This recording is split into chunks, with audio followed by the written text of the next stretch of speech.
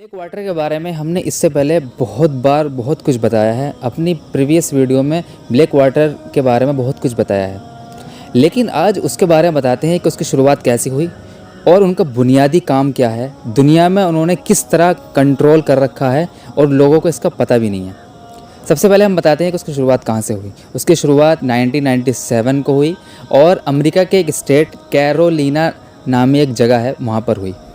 और उनका बुनियादी काम जो है उन नाजायज़ बच्चों को तरबियत देना है जो कि ज़िना के ज़रिए से वजूद में आते हैं, और वो उनकी तादाद कमो बेश अगर हिसाब लगाया जाए तो 40 से 50 हज़ार ऐसे लोग हैं। अब आप ये सोच रहे होंगे ज़िना से इतने बच्चे कैसे पैदा हो सकते हैं। आइए देखते हैं। जितने भी लिबरलिज़म है और आज़ाद ख़याल लोग हैं, उनका एक मानना है, उनकी एक थ्योरी है कि हम दुनिया में आज़ाद हैं। अगर हमें अपने आज़ादी के लिए फ़ितरत के ख़िलाफ़ भी जाना पड़े, नेचर के ख़िलाफ़ भी जाना पड़े तो जाएंगे। इसी वजह से वो ज़िना को इतना ज़्यादा प्रमोट करते हैं।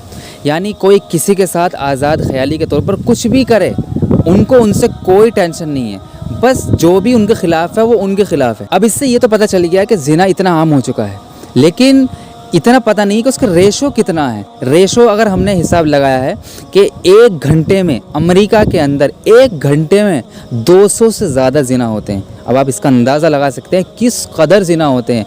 लोगों को, फैमिलियों को इसकी कोई परवाह नहीं है, फैमिली सिस्टम तबाह है, लेकिन अब भी वो होश के नाखून नहीं ले रहे हैं और वो सोचते हैं कि अब भी हम आज़ाद हैं, कुछ भी कर सकते हैं। वहाँ पर फैमिली नाम की कोई चीज़ नहीं है। फैमिली को तो ऐसा कहते हैं जैसे एक अपार्टमेंट में कुछ लोग एक साथ रहने लग गए हों।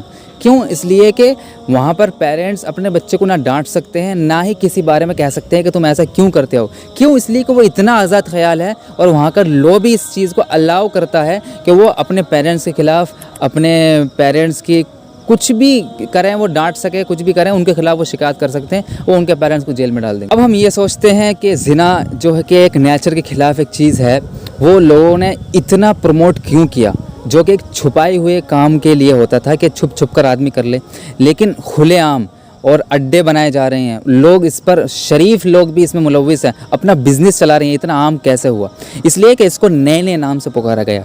जैसे अब लोगों ने आजकल के लाइफ में चल रहा है गे सिस्टम, और इसके अलावा लेस्बियन सिस्टम, होमोसेक्सुअल, और बहुत से आज़ाद ख्याल लोग इस बात को तंज के तौर पर कहते हैं कि जो देहात में रहते हैं वो इस चीज़ को एक्सेप्ट क्यों नहीं करते।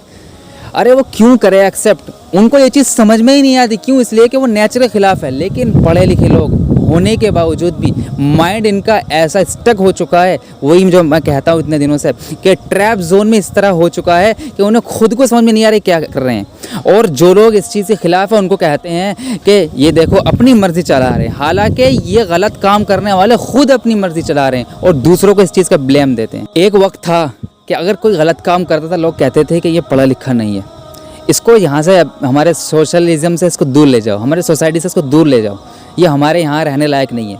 लेकिन आजकल क्या हो रहा है, वही अच्छी सोसाइटी में रहने वाले अच्छे पढ़े लिखे लोग एक आज़ाद ख्याली के नाम पर जितने बुरे काम हैं उसको एक्सेप्ट कर रहे हैं और लोगों को प्रमोट भी कर रहे हैं। अपने जितने भी प्लेटफॉर्म हैं उनके बड़े बड़े, उनसे प्रमोट कर रहे हैं। ये आजकल की जितनी मूवीज़ हैं और जितनी वेब सीरीज़ है, ख़ासकर वेब सीरीज़, उसके ज़रिए से इसको प्रमोट कर रहे हैं कि ये चीज़ें एक्सेप्ट करो, एक्सेप्ट करो। क्यों? इसलिए कि वो खुद ट्रैप जोन में फंस गए हैं। फितरत ने एक निज़ाम बनाया था कि आदमी निकाह करे और उसके बाद तवालुद व तनासुल का सिस्टम शुरू हो। एक बॉय और गर्ल, अल्लाह ताला ने एक क्या कहते हैं, बॉय के लिए, गर्ल के लिए अट्रैक्शन रखी है, लेकिन इस सब चीज़ों को इन्होंने ख़त्म करके अलग 2 चीज़ें अलग पैदा कर दी इन्होंने, गे सिस्टम और लेस्बियन सिस्टम, जो कि एक फितरत के ख़िलाफ़ है। एक नया बंदा, एक शरीफ आदमी अगर इस चीज़ को सुनता है तो उसको मतलब घिन आती है सुनकर, लेकिन लोग इसको प्रमोट करने के साथ साथ बल्कि अप्रिशिएट भी करते हैं और कहते हैं कि उनका ख्याल है कुछ भी करे कोई टेंशन नहीं है। क्या इन सब चीज़ों को देखकर हमें नहीं लगता कि हम ट्रैप जोन में हैं? क्या इन सब चीज़ों को देखकर हमें नहीं लगता कि हम एक गहरे गड्ढे में जा रहे हैं, गहरे खाई में जा रहे हैं? क्या इन सब चीज़ों को देखकर हमें नहीं लगता कि हमने जो पढ़ाई करी है उसका हम पर कोई इफ़ेक्ट नहीं है? मैं कहता हूँ इफ़ेक्ट है। ये सबसे ज़्यादा एजुकेशन सिस्टम का इफ़ेक्ट है। एजुकेशन सिस्टम को इन्होंने किस तरीके से बांध कर रखा हुआ है और अपने कंट्रोल से चला रहे हैं, जिसके ज़रिए से हम पर इफ़ेक्ट बनता है। एक बच्चा पैदा होता है, उसको इतनी सारी चीज़ें समझ में कैसे आती है, और ये गलत चीज़ें जो कि एक नेचर के ख़िलाफ़ है कैसे माइंड में घुसती है? इन एजुकेशन सिस्टम की वजह से।